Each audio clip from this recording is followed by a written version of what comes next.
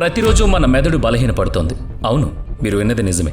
ఒక పరిశోధన ప్రకారం 1980 తర్వాత పుట్టిన ప్రతి కొత్త తరంలోనూ తెలివితేటల స్థాయి 7 పాయింట్ల వరకు తగ్గుతూ వస్తుందట.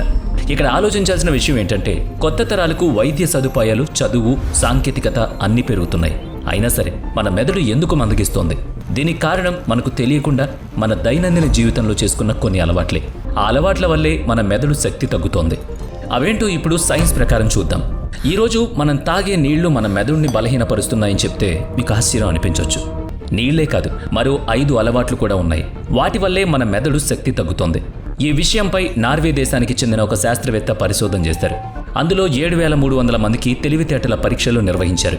ఆ ఫలితాల్లో తేలిందేంటంటే 1980 తర్వాత పుట్టిన వారిలో తెలివితేటల స్థాయి తగ్గుతూ వస్తోంది.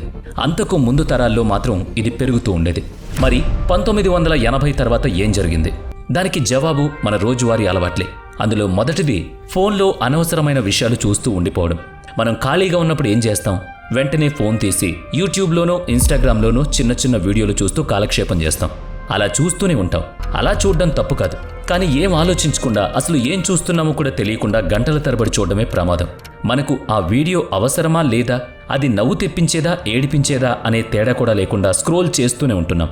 ఇలా ఏకాగ్రత లేకుండా చూడడం వల్ల మెదడుపై చెడు ప్రభావం పడుతుంది.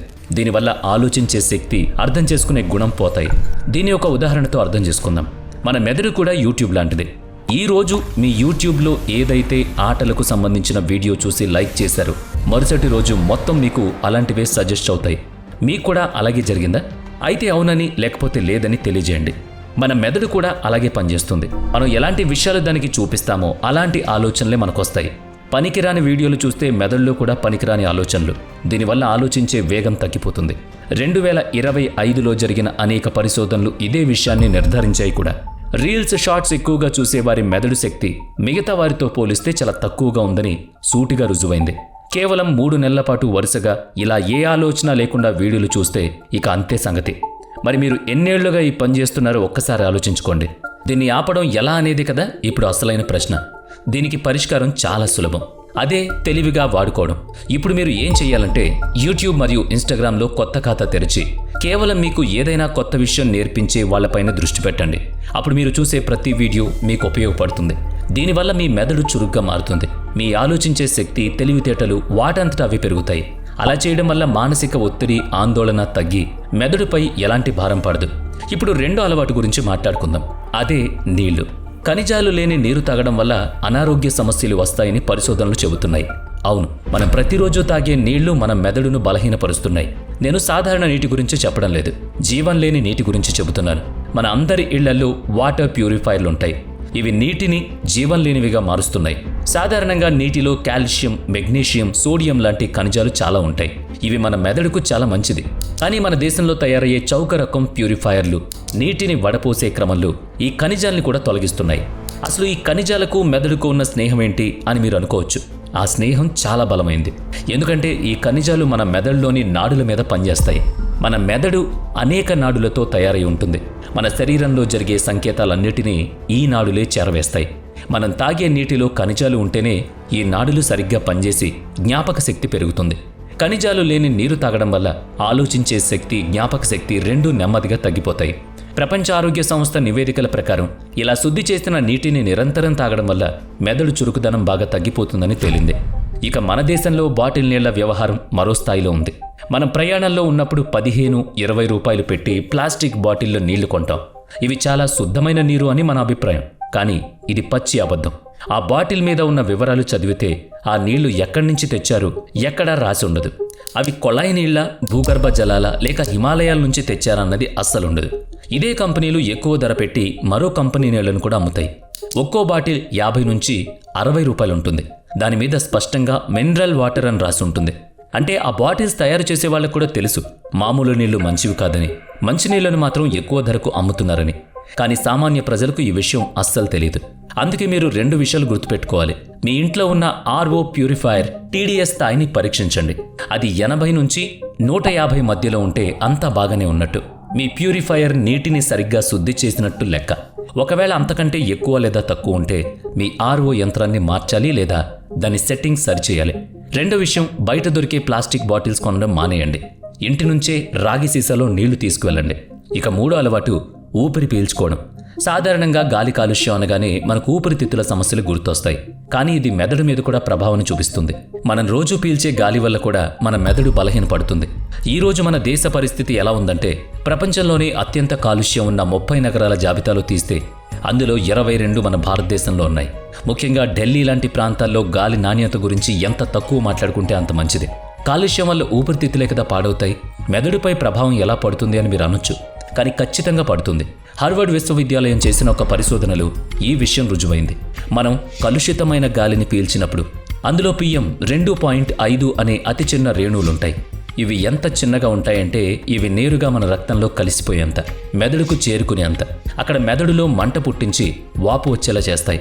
దీనివల్ల జ్ఞాపక శక్తి, ఆలోచించే సామర్థ్యం తగ్గిపోతాయి. అంతేకాకుండా ఎక్కువ కాలుష్యం ఉన్న నగరాల్లో పెరిగే పిల్లల తెలివితేటలు మిగతా వారితో పోలిస్తే చిన్నప్పటి నుంచే తక్కువగా ఉంటున్నాయి. మరి దీనికి పరిష్కారం ఏంటి? దీనికోసం మనం పెద్దగా ఆలోచించగలిగింది ఏమీ లేకపోయినా కొన్ని జాగ్రత్తలు తీసుకోవచ్చు. మీ ఇళ్లల్లో ఎయిర్ ప్యూరిఫైయర్స్ వాడుకోవచ్చు. ఇంటి లోపల, ఇంటి చుట్టుపక్కల మొక్కలు పెంచుకోవచ్చు. దీనివల్ల కనీసం ఇంట్లో గాలైనా శుభ్రంగా ఉంటుంది. అంతేకాదు, ఒకవేళ మీరు బయటకు వెళ్లాల్సి వస్తే మధ్యాహ్న సమయాన్ని ఎంచుకోండి. ఎందుకంటే మధ్యాహ్న వేళల్లో కాలుష్యం తక్కువగా ఉంటుంది. రాత్రిళ్ళు, తెల్లవారుజామున బయట తిరగడం తగ్గించండి. ఆ సమయాల్లోనే కాలుష్యం అత్యంత ఎక్కువ. ఇప్పుడు 4వ అలవాటు గురించి తెలుసుకుందాం. ఆహారంలో ప్లాస్టిక్. వేడి పదార్థాలను ప్లాస్టిక్ డబ్బాల్లో పెట్టడం లేదా అందులో వేడి చేయడం వల్ల క్యాన్సర్ లాంటి ప్రమాదకరమైన రోగాలు వస్తాయని పరిశోధనలు చెప్తున్నాయి. ఇప్పుడు మీ తెరపై ఒక వీడియో వస్తుంది, జాగ్రత్తగా గమనించండి. అందులో కనిపిస్తున్న చిన్న చిన్న రేణువులు ప్లాస్టిక్ ముక్కలు. ఇవి ఎక్కడున్నాయో తెలుసా? ఒక మనిషి మెదడులో. అవును, మీరు విన్నది నిజమే. కొంతమంది వైద్యులు చనిపోయిన వారిపై పరిశోధనలు చేసినప్పుడు వారి మెదడులో ప్లాస్టిక్ రేణువులు కనిపించాయి. అవి కొంచెం కాదు, ఒక చిన్న క్రెడిట్ కార్డు తయారు చేసేంత ప్లాస్టిక్ అది. ఇది చూసి అందరూ హవాక్కయ్యారు. మరి ఈ ప్లాస్టిక్కి ఎక్కడిది, ఎలా చేరింది? ఇదే కదా మీ సందేహం. అది మనం తినే ఆహారం ద్వారానే వెళ్ళింది. దీనిపై హార్వర్డ్ సంస్థ ఒక ప్రయోగం చేసింది. కొంతమందికి 1 వారం పాటు వేడి ఆహారాన్ని ప్లాస్టిక్ డబ్బాలో పెట్టించారు. ఆ తర్వాత వారి రక్తాన్ని పరీక్షించగా అందులో BPA అనే రసాయనం 10 రెట్లు ఎక్కువగా ఉంది. ఈ రసాయనం మన మెదడును, జ్ఞాపక శక్తిని, ఆలోచించే శక్తిని దెబ్బతీస్తుంది. అంటే ప్లాస్టిక్ డబ్బాల్లో తినడం వల్ల మన మెదడు పాడవుతుందన్నమాట. అంతేకాకుండా బయట మనం టీ తాగే పేపర్ కప్పులుంటాయి కదా, వాటి లోపల కూడా ప్లాస్టిక్ పొరలుంటాయి. వేడి టీ తాగినప్పుడు ఆ ప్లాస్టిక్ కరిగి మన నోట్లోంచి లోపలికి వెళుతుంది. ఆన్లైన్లో ఆహారం తెప్పించుకుంటాం కదా, దాంట్లో కూడా ప్లాస్టిక్ ఫాయిల్స్ ఉంటాయి. అవి కూడా ప్రమాదకరమే. అంటే మన చుట్టూ ఇంత ప్లాస్టిక్ మయమైపోయింది. మరి దీనికి పరిష్కారం ఏంటంటే బయట తినకపోవడం. ఒకవేళ ఆగలేకపోతే ఖచ్చితంగా మీరు బాక్స్ తీసుకుని వెళ్ళి పార్సిల్ తెచ్చుకోవడం. అది ఎలాగో కుదరదు కాబట్టి దర్జాగా ఇంట్లోనే వండుకుని తినండి. లేదు మేము ప్లాస్టికే తింటామంటే అది మీ వ్యక్తిగత అభిప్రాయం. ఇప్పుడు 5వ అలవాటు గురించి చూద్దాం. అదే ఒంటరిగా ఉండలేకపోవడం. మీరు ఒంటరిగా ఎంత సమయం గడుపుతారు అని అడిగితే చాలాసేపు ఉంటామని చెబుతారు. కానీ నా ప్రశ్న ఏంటంటే, చేతిలో ఫోన్ లేకుండా, ఏ పరికరం లేకుండా ఎంతసేపు ఉంటారు? దీనికి మీ దగ్గర సమాధానం ఉండదు. ఎందుకంటే మనం ఖాళీగా అస్సలు కూర్చోలేం. 99% మంది పరిస్థితి ఇదే. అమెరికాలో జరిగిన ఒక పరిశోధనలో తేలింది ఏంటంటే 95% మంది కనీసం 10 నిమిషాలు కూడా ఒంటరిగా ఉండలేకపోతున్నారు. ఒక విశ్వవిద్యాలయంలో విద్యార్థులకు ఫోన్ లేకుండా ఒక గదిలో 10 నిమిషాలు ఉండమని చెప్పగా 95% మంది ఆ పని చేయలేక మధ్యలో వచ్చేశారు. దీన్ని బట్టి అర్థమవుతుంది ఏంటంటే మనం ఫోన్లకు ఎంతగా బానిసలైపోయామో, ఒంటరిగా అసలు ఉండలేకపోతున్నామనేది రుజువైపోయింది. ఇలా ఒంటరిగా ఉండకపోవడం వల్ల మెదడుపై తీవ్ర ప్రభావం పడుతుంది. ఎందుకంటే మనం ప్రశాంతంగా, నిశ్శబ్దంగా ఉన్నప్పుడే మన మెదడు మళ్ళీ కొత్త శక్తిని పుంజుకుంటుంది. అంతా రీసెట్ అవుతుంది. ఆ సమయం మనం ఇవ్వకపోతే జ్ఞాపక శక్తి తగ్గక ఇంకేమవుతుంది? కొత్త విషయాలు నేర్చుకోవడం కష్టం అవుతుంది. దీనికి పరిష్కారం చాలా సులభం. ధ్యానం చేయడం అలవాటు చేసుకోండి. లేదా రోజుకు ఒక 5-10 నిమిషాలు ఒంటరిగా గడపండి. ఆ సమయంలో పాటలు వినడం, ఫోన్ మాట్లాడడం చేయకూడదు. మొదట్లో ధ్యానం కష్టంగా అనిపించవచ్చు, ఏవేవో ఆలోచనలు రావచ్చు. కానీ ఒక 10 నిమిషాలు, కేవలం 10 నిమిషాలు మీ మెదడుకు రెస్ట్ ఇవ్వకపోతే ఎంత దారుణం? ఒక్కసారి ఆలోచించండి. వీడియో నచ్చితే లైక్ చేయండి, షేర్ చేయండి. ఇప్పటి వరకు మన ఛానల్ని సబ్స్క్రైబ్ చేయనట్లయితే ఇప్పుడే సబ్స్క్రైబ్ చేసుకుని పక్కనే ఉన్న బెల్ ఐకాన్పై క్లిక్ చేయండి. నెక్స్ట్ వీడియోలో మళ్ళీ కలుద్దాం. Thanks for watching.